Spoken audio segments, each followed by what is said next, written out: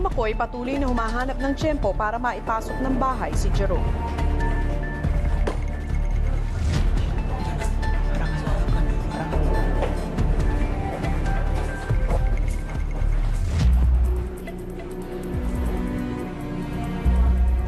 Okay.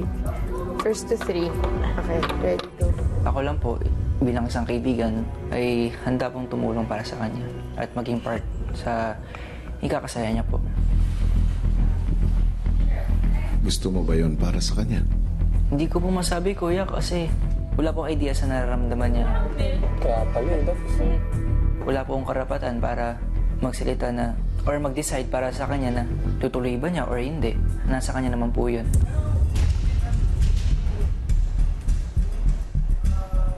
Gutom ka? Ako. Gutom ka? Super. Hindi, sila. Halika, pisang. Pumasok ka sa pintuan na yun, Sa pintuan na yun. Walang tao. Pisang. It's some kind of diet. Uy, guys! Kakagat ako ng konting kamote kasi half kamote lang kinain ko. As in, one bite lang. Ang ibang boys naman, patuloy din na inaaliw ang girls.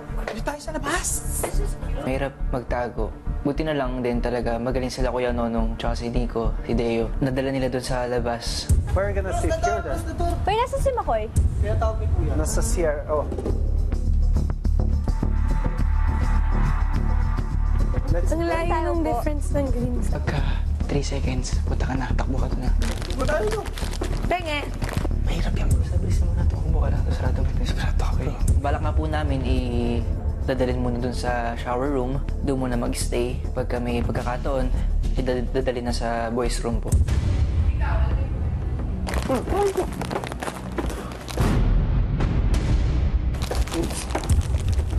Makoy! It reminds me of we're eating here. Sige, sunod ako. Sandali. At nang makakuha ng magandang tiyempo,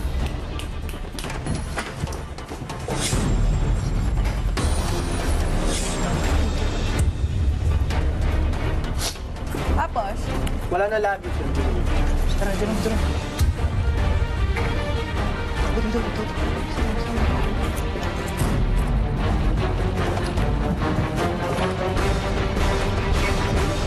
Dito ko, Miss. May salamin.